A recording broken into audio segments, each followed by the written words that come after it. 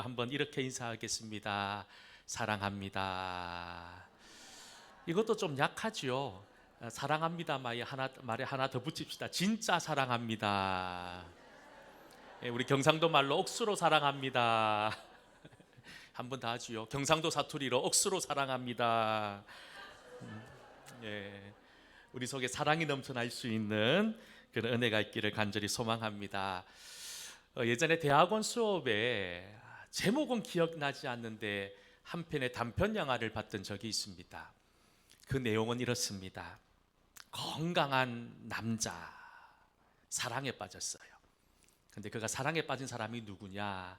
뇌소증에 걸린 키가 1m 30도 안 되는 그런 장애를 가진 사람과 사랑에 빠진 거예요. 사람들은 다 이상한 눈으로 쳐다봅니다. 그런데 이 남자는 자기가 사랑하는 여인이 너무 소중하고 사람들에게 너무 자랑하고 싶은 거예요. 그러니까 옆에 있는 친구들 만날 때마다 이 자기 여자친구를 데리고 모임 장소에 나가는 거예요. 남자친구는 자기의 사랑하는 사람을 친구에게 보여주고 자랑하고 싶었기 때문이겠지요. 그런데 거기 따라 나가는 외소증을 가지고 있는 그 여인은 그 자리가 불편한 게 아니더라는 거예요. 이런 마음까지 들었다는 거예요. 혹시나 이 남자가 나를 가지고 노는 것은 아닌지, 괜한 열등감과 자존심에 정말 어려운 시간들을 보내는 거예요. 근데 그 단편 영화의 결론은 해피엔딩으로 끝이 납니다. 근데 이 짧은 한 10분, 15분 정도 되는 짧은 단편 영화를 통해서 보여주고자 하는 메시지가 뭐였냐면, 우리 눈에 보이는 것이 건강하고 우리의 눈에 보이는 것이 온전하다고 다 건강한 것이 아니고, 또 반대로 우리가 눈에 볼 때 부족하고 예를 들어 장애가 있다 하더라도 그것이 영원한 장애가 되지 않는다는 사실을 우리에게 보여주려고 했던 그런 영화였던 것 같아요. 여러분, 우리가 살면서 늘 기도합니다. 하나님 앞에, 하나님, 우리의 육체도 강건하게 해주시고 우리의 영혼도 강건하게 해주십시오. 이런 조화를 통해서 우리가 믿음의 삶을 건강하게 이어나갈 수 있는 거예요. 오늘 설교 제목이 건강한 성도가 됩시다예요. 우리가 건강한 성도가 되기 위해서 우리의 육신도 건강해야 되지만 우리의 영혼도 건강해야 된다는 사실을 기억하시고 늘 건강한 믿음의 사람으로 살아가는 그런 은혜가 있기를 주의 이름으로 간절히 소망합니다. 우리가 이 땅을 살아가면서 늘 다른 사람들의 시선을 의식할 때가 참 많이 있죠. 저 사람이 나를 뭐라고 볼까, 뭐라고 할까, 그런 타인의 눈을 의식하면서 우리의 겉모습만을 가꾸려고 하는 그런 정상들이 많이 있지요. 재미난 이야기가 있습니다. 여러분들도 아시는 이야기겠지요. 못생긴 남자하고 예쁜 여자가 사귀면 뭐라고 얘기합니까? 그 남자 능력 많다고 이야기합니다. 반대로 잘생긴 남자가 못생긴 여자 만나서 사귀면 그 여자 돈 많다고 이야기합니다. 잘생긴 남자, 이쁜 여자가 만나서 사귀면 끼리끼리 논다고 얘기합니다. 그리고 못생긴 남자, 못생긴 여자가 만나 사랑하고 사귀면 쟤들 진짜 사랑하는가 봐, 이래 얘기한다는 거예요. 우리의 모든 시각적 에너지는 눈에 보이는 것을 주고 바라보고 있다는 거예요. 우리 그리스도인들도 마찬가지입니다. 그저 눈에 보이는 외형적인 면만을 바라보다 보면 그 사람의 내면에 있는 소중하고 귀하고 아름다운 것이 눈에 보이지 않는다는 거예요. 오늘 설교 제목이 건강한 성도가 됩시다입니다. 건강한 성도가 되기 위해서 우리에게 필요한 것들이 참 많이 있지요. 그런데 정말로 우리의 건강한 믿음을 가지기 위해서 우리의 눈이 새로워져야 된다는 거예요. 지난주까지 입에 대한 이야기를 드렸어요. 우리의 입술, 우리의 말이 새로워질 때 우리가 하나님이 원하시는 건강한 그리스도인이 된다고 말씀드렸고, 이제 우리가 바라보는 시선, 우리의 눈이 변화되고 새로워지지 않으면 건강한 성도가 될 수 없다는 거예요. 그래서 우리는 늘 기도해야 돼요. 하나님, 하나님의 눈으로 이 세상을, 옆에 있는 성도들을 바라보게 해주십시오. 그럴 때 우리가 더 건강한 믿음의 모습을 가질 수 있다는 거예요. 우리 옆에 있는 분들을 한번 바라보십시다. 얼마나 잘생기시고 얼마나 어여쁘고 얼마나 아름다우십니까? 예배당 올라오기 전에 이정현 권사님이 거울을 보면서 이렇게 화장을 고치시더라고요. 부끄럽게 고치시고 계시길래 제가 지나가면서 한마디 드렸어요. 권사님 어여쁘십니다 하고 지나갔어요. 여러분, 우리가 하나님의 눈으로 보면 이 세상에 못난 게 없어요. 다 귀하고 다 아름다운 거예요. 저는 우리 동성교회에 있는 모든 성도들이 어떤 상태 속에 있다 하더라도 하나님의 마음으로 바라봄으로, 하나님의 눈으로 바라봄으로 모든 것이 기쁨으로, 감사함으로, 은혜로 받을 수 있는 그런 귀한 믿음의 성도들, 건강한 성도들이 될 수 있기를 주의 이름으로 간절히 소망합니다. 오늘 베드로 전서 말씀을 함께 본문으로 여러분들과 함께 읽었습니다.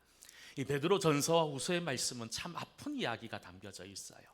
베드로 사도가 그 당시 네로 황제의 극심한 핍박, 네로 황제가 장난처럼 로마 시내에 불을 질렀어요.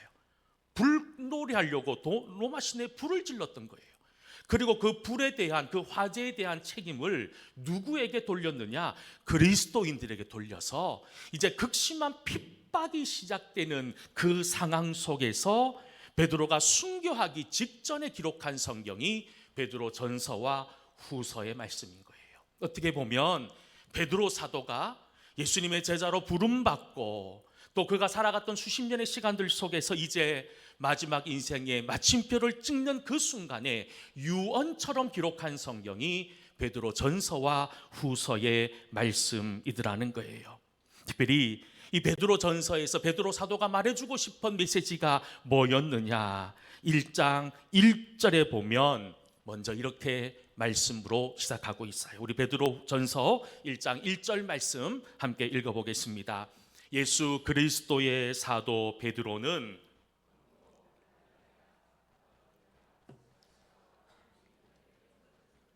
나그네. 여기서 중요한 단어는 나그네라는 단어입니다. 나그네. 우리는 나그네예요.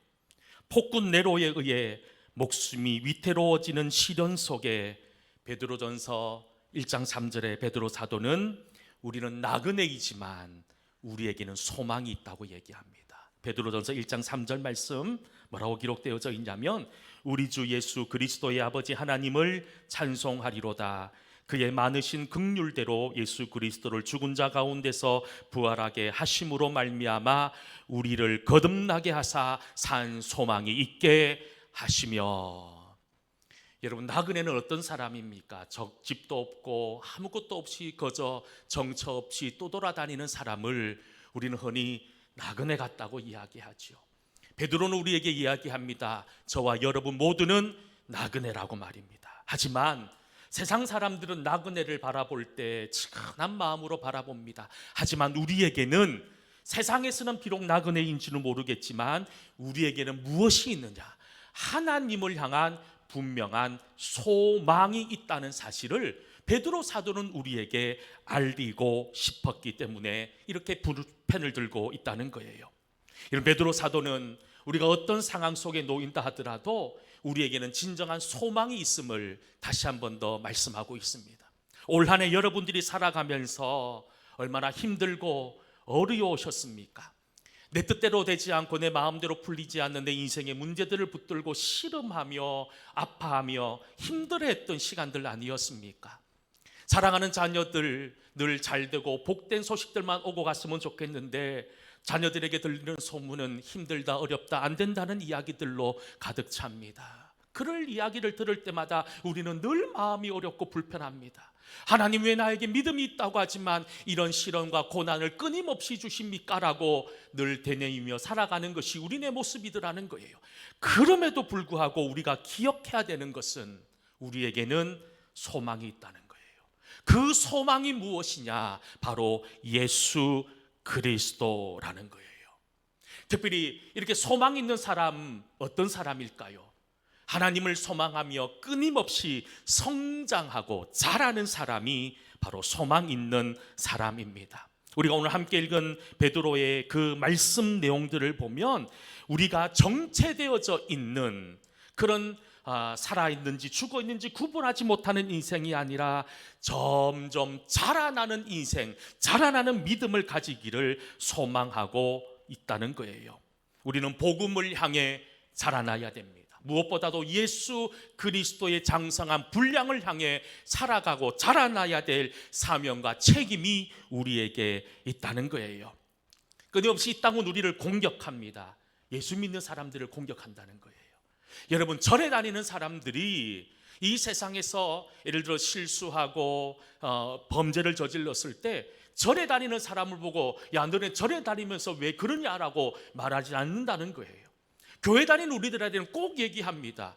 교회 다니는 우리들 작은 실수 앞에서도 세상 사람들은 우리를 향해 야, 너는 교회 다니면서도 왜 그러냐라는 소리를 우리는 너무나도 자주 듣고 있지 않느냐는 거예요. 끊임없이 이 세상은 우리 그리스도인들을 향해서 호의적이지 않다는 거예요. 어떻게든 넘어뜨리려고 합니다. 어떻게든 시험에 들게 한다는 거예요. 아마 지금까지 살아온 여러분들의 인생의 시간이 그런 시간에 연속된 싸움이었을 거예요. 그런데 그럼에도 불구하고 우리는 포기하면 안 됩니다. 우리가 주님이 원하시는 믿음의 길을 걸어가야 될, 왜냐하면 주님이 원하시는 거룩한 성도로서 새로워져야 된다는 거예요. 우리 건강한 그리스도인들이 가지고 있어야 될 최종 목적지가 어디입니까? 오늘 본문 2절에 이렇게 말씀합니다. 2절 말씀 함께 읽어보겠습니다. 갓난 아기들 같이 순전하고 구원에 이르도록 자라게 하라 함이라. 우리는 매일매일 자라나야 돼요. 콩나무가 쑥쑥쑥 자라나는 것처럼 우리 성도들 자라나야 돼요. 근데 그 자라남의 최종의 목적이 뭐냐? 목적지가 뭐냐? 구원에 이르도록. 할렐루야. 우리 그리스도인들이 목표가 되어야 되는 거예요. 우리 그리스도인들의 소망이 바로 구원에 이르도록 자라는 것이 되어야 된다는 거예요. 여러분, 우리가 이런 구원에 이르는 삶을 살기 위해 어떻게 해야 하면 될까요? 오늘 함께 읽은 본문이 그 내용을 우리에게 말씀해 주는 겁니다. 우리 1절 말씀 다시 한번 읽어볼까요? 1절입니다. 시작. 그러므로 모든 악독과 모든 기만과 외식과 시기와 모든 비방하는 말을 버리고. 한번 따라서 해볼까요? 버리며 삽시다. 우리가 구원에 이르기 위해서 가장 먼저 이루어야 되는 것이 버려야 된다는 거예요. 버려야 된다는 거예요. 이 1절에 뭐라고 얘기합니까? 모든 악독과 모든 기만과 외식과 시기와 모든 비방하는 말을 어떻게 하라고요? 버리라는 거예요. 여러분, 그냥 버리라는 것이 아니라 완전히 찢어 버릴 것을 성경은 우리에게 말씀하고 있다는 거예요. 여러분, 많이 힘든 한 해를 보내셨을 거예요. 아마 점점점 힘들어지고 어려워질 겁니다. 여러분, 그런데 이렇게 힘든 순간마다 우리는 버리질 못합니다. 내가 이것마저 버리면 내가 영원히 이 세상에서 도태될 것 같아요. 내가 이 세상 사람들이 말하는 세상의 만족을 쫓아 살아가지 않으면 나 또한 망할 것 같아요. 근데 여러분, 이렇게 늘 가슴 졸이며 불안해하며 살고 있는 우리를 바라보는 하나님의 마음은 어떠하실 것 같습니까? 우리 하나님의 마음 너무너무 아프고 눈물로 가득한 마음 아닐까요? 여러분, 인생에 어려움이 있습니까? 인생에 해결하지 못한 숙제들이 있습니까? 주님 앞에 맡기길 소망합니다. 내 인생의 문제, 내 자녀의 문제, 우리 가정, 아니면 내가 알고 있는 여러 가지 사람들이 가지고 있는 어려운 문제들 모두 다 주님 앞에 맡길 때 변화가 일어나고 새로워진다는 거예요. 하나님 앞에 맡기려면 버려야 된다는 거예요. 버려야 된다는 거예요. 우리가 하나님께 맡길 때 어떤 역사가 일어납니까? 우리가 잘 알고 있는 마태복음 11장 28절부터 30절 말씀에 보면 이런 말씀을 우리에게 주고 있습니다. 같이 한번 읽어보겠습니다. 수고하고 무거운 짐진 자들아 다 내게로 오라. 내가 너희를 쉬게 하리라. 나는 마음이 온유하고 나의 멍에를 메고 내게 배우라. 그리하면 너희 마음이 쉼을 얻으리니 이는 내 멍에는 쉽고 짐은 가벼움이라 하시니라. 아멘. 주님께 맡기고 주님께 의탁하면 우리가 새로운 회복과 치유와 온전케 됨의 기쁨을 누릴 수 있다는 거예요. 혹은 아직 주님이 원하지 않는, 주님이 기뻐하지 않는 것들을 늘 마음에 품고 살아가고 있다면 그 모든 것들을 버림으로 말미암아 하나님의 구원의 주인공이 되는 은혜가 있기를 주의 이름으로 간절히 축원합니다. 버려야 된다는 거예요. 두 번째, 우리가 어떻게 하면 구원에 이를 수 있을까요? 한번 따라서 해봅시다. 사모합시다. 2절 말씀 읽어보겠습니다. 2절입니다. 시작. 갓난 아기들 같이 순전하고 신령한 젖을 사모하라. 이는 그로 말미암아 너희로 구원에 이르도록 자라게 하려 함이라. 아멘. 사모할 줄 알아야 되는 거예요. 우리 주님을 사모해야 된다는 거예요. 갓난 아기들처럼 순선한 마음, 순전한 마음으로 엄마의 젖을 사모할 때 우리는 구원에 이를 수 있다는 거예요. 어느 정류장에 젊은 여성이 버스에 오릅니다. 굉장히 세련되고 젊고 아름다운 서울 여자 같아 보였어요. 저희 딸이 오늘 내려왔는데 제가 농담처럼 야, 너 서울 여자 됐다 이렇게 제가 농담도 하고 나는데, 서울 여자처럼 세련되고 이렇게 멋있는 여인이 버스를 타는데 자세히 보니 아이를 등에 업고 있더라는 거예요. 버스를 탈 때부터 이 아이가 칭얼거리기 시작합니다. 뭔가 불편했는가 모양이에요. 다행히 버스를 탔는데 한 젊은 친구가 그 자리를 양보해주고 그 젊은 세련된 애 엄마가 자리에 앉았어요. 자리에 앉자마자 아이가 자지러지게 울기 시작합니다. 버스를 타고 있었던 사람들이 그 아줌마라고 하기보다는 젊은 그 세련된 그 애 엄마, 좀 부르기가 좀 명칭이 좀 이상한데 하여튼 그분을 주목하기 시작하는 거예요. 그러니 그 엄마가 어떻게 하는 줄 아십니까? 그렇게 세련되고 그렇게 아름다운 여인이 아이를 앞으로 싹 돌리더만은 그 사람들이 보는데 자신의 옷을 내리고 아기에게 자신의 젖을 물리는 거예요. 그러니까 그렇게 자지러지던 아이가 엄마의 젖을 빨면서 엄마의 눈을 바라보고 엄마는 아이의 눈을 바라보며 서로 생긋생긋 엄마도 웃고 아이도 웃더라는 거예요. 여러분, 여기서 젖을 사모하라는 마음이 바로 이것입니다. 우리가 하나님을 사랑하는 데 있어서 방해가 되는 게 뭐가 있을까요? 세상의 수많은 시선들이라는 거예요. 내가 주님을 좀 더 사랑하고 싶은데 늘 걸림돌이 되는 것이 뭐냐 하면 옆에 있는 믿지 않는 사람들의 불편한 시선들. 내가 새벽에 기도하러 나가는데 사람들이 얘기합니다. 아니 조금 더 자지 뭐 하는 짓이냐고. 교회에 나와서 열심히 봉사하고 헌신합니다. 왜 미련하게 시간 낭비하냐고 얘기합니다. 교회에 온전한 11조와 헌금 생활합니다. 너나 잘 먹고 잘 살아라 얘기합니다. 여러분, 이게 세상의 시선이에요. 이 세상의 시선으로 말미암아 하나님을 바라보는 우리의 사랑하는 시선이 흔들릴 때가 얼마나 많이 있느냐는 거예요.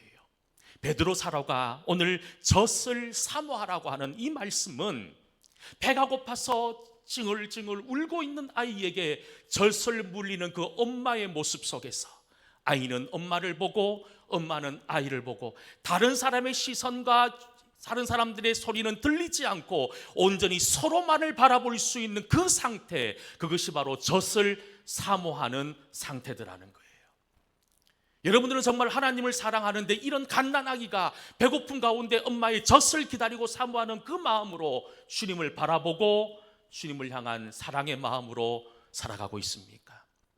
우리가 더 사랑할 수 있어야 된다는 거예요. 세상의 소리에 귀를 막고 세상의 사람들이 말하는 무엇을 말하든지 간에 그것에 마음 뺏기지 않고 하나님만 주목하며 바라보고 살아가는 것, 이것이 바로 구원에 이르는 건강한 성도의 모습이라는 겁니다. 여러분, 주님을 매 순간순간마다 그리워할 수 있는 은혜가 있기를 소망합니다. 주님 만나는 것이 여러분들에게 기쁨이 되기를 간절히 소망합니다. 여러분, 다시 한 번 더 간절히 소망합니다.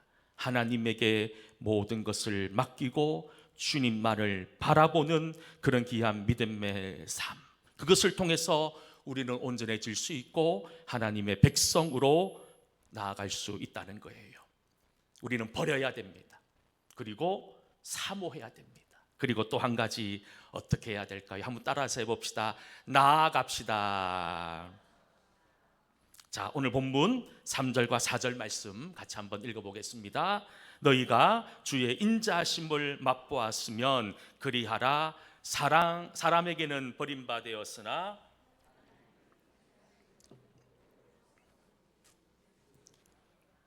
예수님께 나아가라는 거예요. 나아가라는 거예요.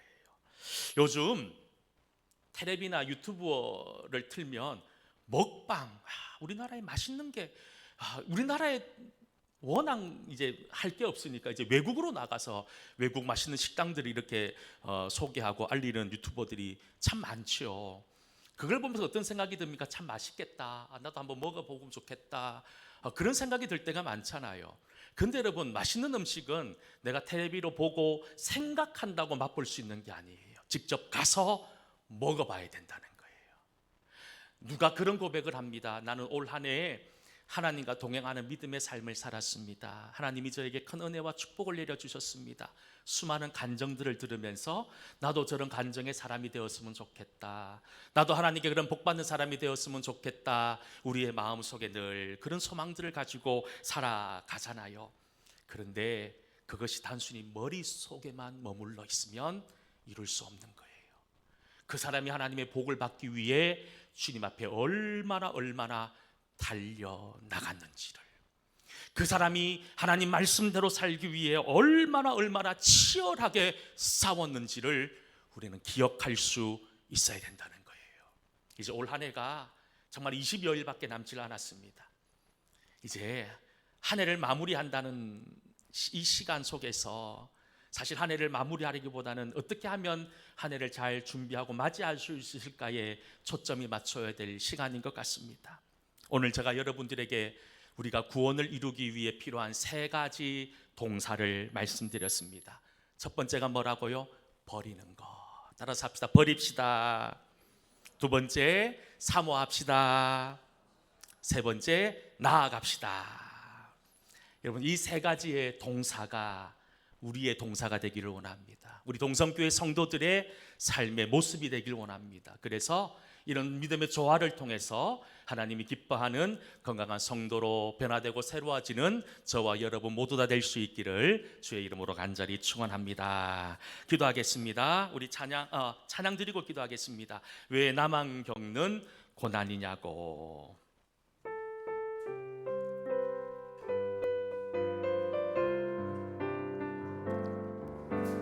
왜